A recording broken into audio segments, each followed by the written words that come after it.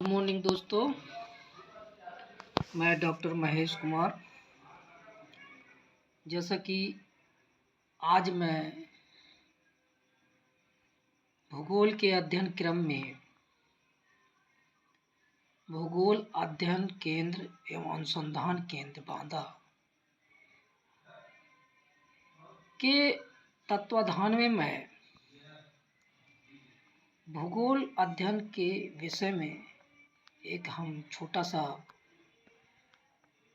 विद्यार्थियों के लिए या उन भाइयों के लिए जो पैसे से कोई अपना जो बहुत मजबूत नहीं है, आर्थिक स्थिति की अच्छी ना होने के कारण वो अच्छी कोचिंग नहीं ले सकते और उनके पास किताबें अर्थात बुक खरीदने का कोई अच्छा सोर्स नहीं है जिससे वो अच्छी किताबें खरीद सकें राइटरों की और उनको कलेक्ट करके अध्ययन कर सकें। जैसा कि हम जानते हैं कि बहुत सारे लोग हैं, बहुत सारे गुरुजन भी हैं। आप जानते हैं कि जो पृथ्वी का भूगर्भिक काल समय मापनी है उसके बारे में बहुत सारे गुरुजनों को भी ठीक से पता नहीं है, क्योंकि आजकल जो गुरु हैं वो मात्र तनख्वाह से मतलब रखते हैं, पढ़ाने से विशेष रुचि नहीं है। अर्थात जब वो खुद नहीं पढ़ेंगे, खोजेंगे नहीं, पुस्तकों में बहुत सारे अलग अलग जगह इन चीज़ों को दिया गया है, उनको एकत्र करना पड़ेगा, मेहनत करना पड़ेगा, तभी वो निकल करके हमें प्राप्त होगा, तभी हम बच्चों को अच्छा दे सकेंगे। मगर ऐसा नहीं है, आजकल ये विडंबना है। चलिए कोई बात नहीं है। नमस्कार सभी को।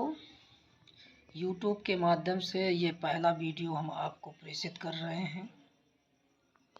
अच्छा लगे, समझ में आए तो इसको सब्सक्राइब कर लेना और आगे की जो प्रक्रिया है वो भी कर लेना, शेयर कर देना। अगर अच्छा लगे तो दोस्तों में शेयर कर देना, जिसको इसकी ज़रूरत महसूस होगी वो इसको पढ़ लेगा, देख लेगा, समझ लेगा, सुन लेगा। हमें भी विशेष टाइम नहीं मिलता है और हम भी कहीं जो है लगे हुए हैं अपने एक उद्देश्य में जो हमें अभी तक प्राप्त नहीं हो पाया है। देखते हैं कब तक नहीं प्राप्त हो पाता है।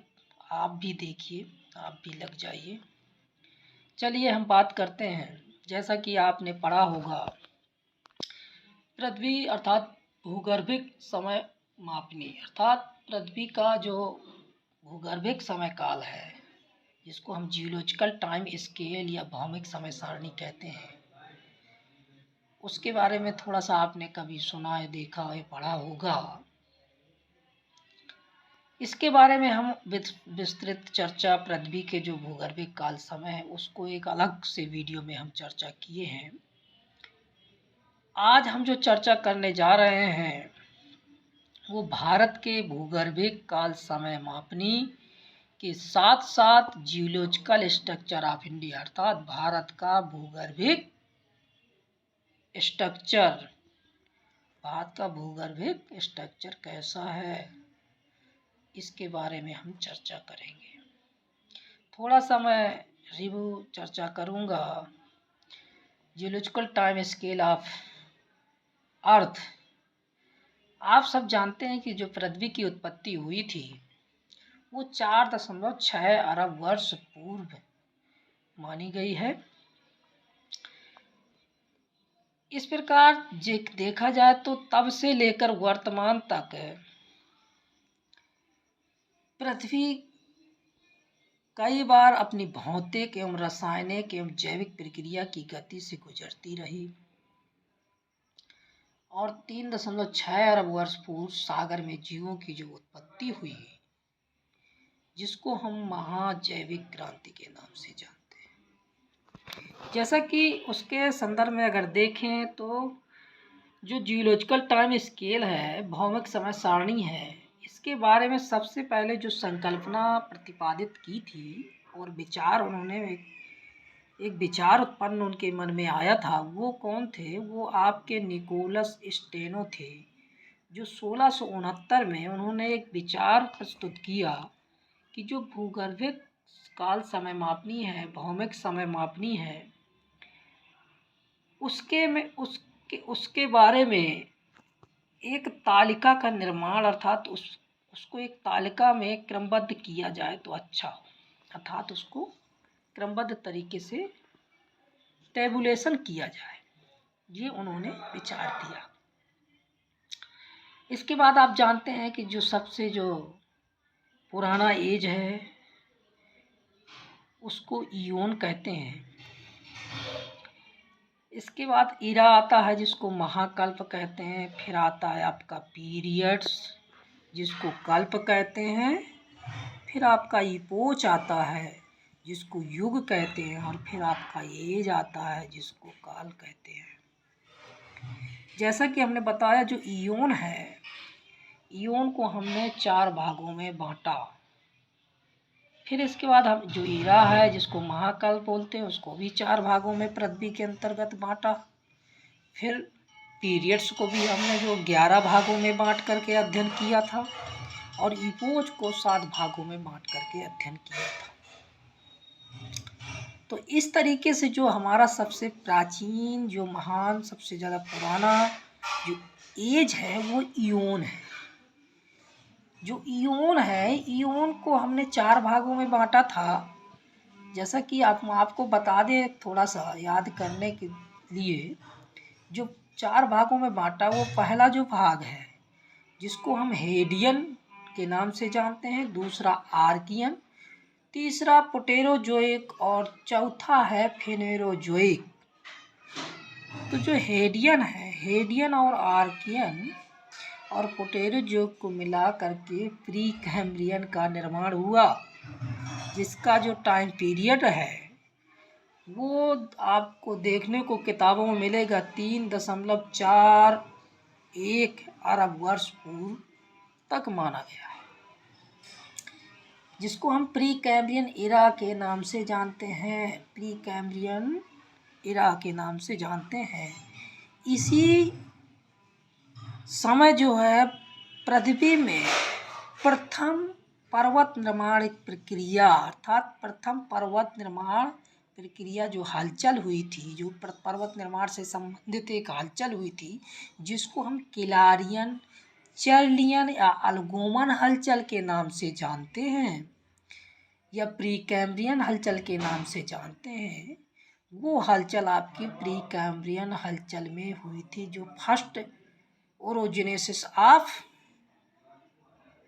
क्या कहेंगे, फर्स्ट ओरोजेनेसिस ऑफ अर्थ, पृथ्वी की जो सबसे पहले जो हलचल हुई थी वो प्री कैम्ब्रियन में ही हुई थी। फिर हम जो चौथा भाग है वो फेनेरोजोइक है, और फेनेरोजोइक का जो काल है वो लगभग 59 करोड़ वर्ष पूर्व का माना गया है। इसके बाद इसी में इरा, फेनेरोजोइक से जो निकला वो इरा हुआ, और इरा महाकल्प के नाम से जानते हैं। और उनको हमने जो विभाजित किया था पृथ्वी के अंतर्गत, वो पैलोजोइक, मेसोजोइक और सेनोजोइक और नियोजोइक के अंतर्गत विभाजित किया था। 4 भागों में इरा को भी हमने डिवाइडेशन किया, जो पैलोजोइक है, मेसोजोइक और सेनोजोइक है, जो भारत के संदर्भ में भी इसको हम पढ़ने का प्रयास करेंगे और उसके अंतर्गत ही सब कुछ समाहित है। जैसा कि हम आपको बता चुके हैं कि जो प्री कैम्ब्रियन है, वो प्री कैम्ब्रियन का जो समय है अर्थात टाइम पीरियड है वो 59 वर्ष करोड़ पूर्व, ठीक है, जो आर्कियन युग है इसका माना गया 3.41 बिलियन ईयर इसका माना गया है जो टाइम पीरियड है। और जो प्री कैम्ब्रियन है उसको हम भारत के संदर्भ में 2 भागों में बांट करके अध्ययन करते हैं। एक तो आर्कियन शैल क्रम है, दूसरा है पुराना रॉक सिस्टम, अर्थात पुराना चट्टान क्रम। अब इसको भी हम दो दो भागों में बांटते हैं। जैसे कि आर्कियन शैल है तो आर्कियन शैल को भी हम जो है आर्कियन शैल एक तो आ जाएगा और दूसरा आ जाएगा धारवाड़, जो सबसे प्राचीनतम शैल मानी गई है भारत के संदर्भ में भी। दूसरा जो पुराना चट्टान क्रम है तो उसके अंतर्गत कुड़प्पा शैल समूह आ जाएगा। जो दक्षिण का जो भाग है दक्षिणी भारत का, वो कुड़प्पा, महाराष्ट्र के कुड़प्पा, आंध्र प्रदेश के कुड़प्पा जिले में एक गांव है, उसके नाम पर इसका जो है कुड़प्पा शैल समूह रखा गया, जो पुराना चट्टान के अंतर्गत आएगा। और इसके बाद विंध्यन शैल समूह, जो आप जानते हैं विंध्यन क्रम की जो चट्टान है वो मध्य प्रदेश से लेकर रीवा और यहाँ बांदा तक और विस्तृत है, बुंदेलखंड तक का पन्ना सब इसी के अंतर्गत आता है। तो पुराना के अंतर्गत कुड़प्पा शैल समूह और विंध्यन शैल समूह को रखते हैं। इसके बाद आप देखते हैं कि जो द्राविडियन रॉक सिस्टम है भारत के संदर्भ में, द्राविडियन क्रम की जो चट्टानें हैं उसके अंतर्गत हम देखते हैं तो ये जो है आएगा पैलियोजोइक के अंतर्गत। पैलियोजोइक के अंतर्गत आएगा, जिसको हमने अभी आपको पहले बता चुके हैं, जिसका जो टाइम पीरियड है वो 34.2 करोड़ ईयर्स माना गया है पैलियोजोइक का। अब पैलियोजोइक के अंतर्गत देखें तो जो द्राविडियन है वो द्राविडियन कार्बोनिफेरस का जो प्रथम चरण था वहाँ तक का कुछ भाग थोड़ा सा छू लेता है। और मुख्यतः जो है ये 5 क्रम के अंतर्गत हम इसको अध्ययन करते हैं। तो जो पैलियोजोइक में जो द्राविडियन है, द्राविडियन रॉक सिस्टम हमारा जो है कैम्ब्रियन युग से प्रारंभ होकर के कार्बोनिफेरस युग के प्रथम चरण तक ही सीमित रहा। तो इसके अंतर्गत कैम्ब्रियन युग आएगा, ऑर्डोविशियन, सिल्यूरियन, डिवोनियन और कार्बोनिफेरस युग का प्रथम चरण तक ही सम्मिलित करते हैं हम भारत के संदर्भ में, जिसको हम द्राविडियन रॉक सिस्टम कहते हैं।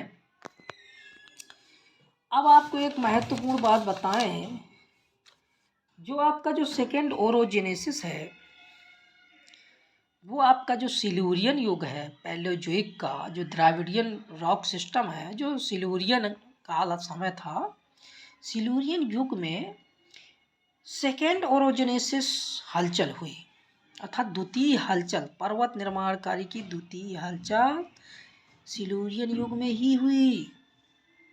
ठीक है। इसके बाद डिवोनियन काल आया, जब आप जानते हैं मत्स्य युग के नाम से भी इसको जानते हैं, मछलियों का एज भी कहा जाता है।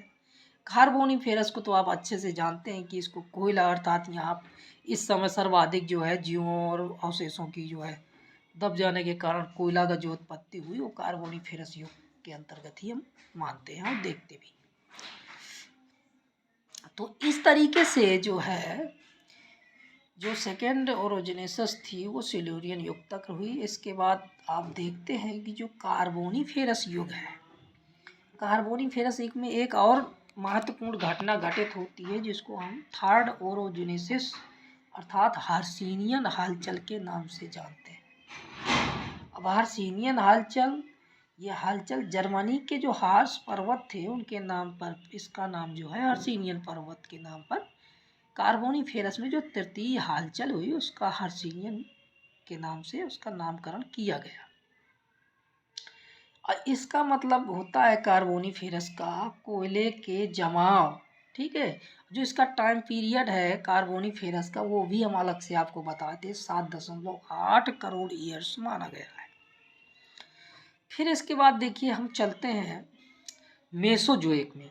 इसका जो टाइम काल है वो 18.3 करोड़ ईयर्स माना गया है। इसको हम 3 भागों में बांटते हैं मेसोजोइक को। मेसोजोइक अर्थात क्या कहेंगे मेसोजोइक को? पैलियोजोइक, मेसोजोइक और आपका आ जाएगा सेनोजोइक और नियोजोइक। ठीक है। तो जो मेसोजोइक है, मेसोजोइक को 3 भागों में हमने बताया, टियार्सिक, जुरैसिक और क्रेटेशियस। अब इसके अंतर्गत देखेंगे तो हमारा जो भारत है, भारत में एक आर्यन रॉक सिस्टम है। आर्यन रॉक सिस्टम के अंतर्गत कार्बोनिफेरस का द्वितीय चरण से अर्थात सेकेंड चरण से लेकर के कार्बोनिफेरस का कुछ युग लेता है हमारा आर्कियन रॉक सिस्टम जो भारत के संदर्भ में है, और ये चला जाता है क्वाटरनरी तक अर्थात सेनोजोइक के चतुर्थक कल्प तक आर्यन युग की चट्टानें ही देखने को मिलती हैं भारत के अंतर्गत। अब हम बात कर रहे थे मेसोजोइक की। मेसोजोइक के अंतर्गत टियार्सिक, जुरैसिक, क्रेटेशियस आया। इसका जो टाइम पीरियड है वो 18.3 करोड़ ईयर्स माना गया है। अब यहाँ पे देख रहे थे आप कार्बोनिफेरस में तृतीय जो हलचल हुई थी, जिसको हम क्या कहेंगे, हर्सिनियन हलचल के नाम से जाने थे, और इसके बारे में हमने बताया। इसके बाद टियार्सिक आया, जुरैसिक आया, और जो क्रेटेशियस एक महत्वपूर्ण इसमें जो देख रहा है युग, वो आर्यन रॉक सिस्टम के अंतर्गत जो क्रेटेशियस है जो मेसोजोइक का युग है, उसमें लास्ट जो हलचल थी, जिसको हम जो है कौन सी हलचल कहते हैं, लास्ट हलचल आपकी जो थी क्रेटेशियस युग में हुई, जिसको फोर्थ ओरोजेनेसिस कहते हैं, जिसको अर्थात चौथी पर्वत निर्माणकारी घटना घटित हुई क्रेटेशियस युग में, जिसको हम अल्पाइन हलचल के नाम से जानते हैं। ये जो क्रेटेशियस युग था ये 7.9 करोड़ ईयर्स तक चला।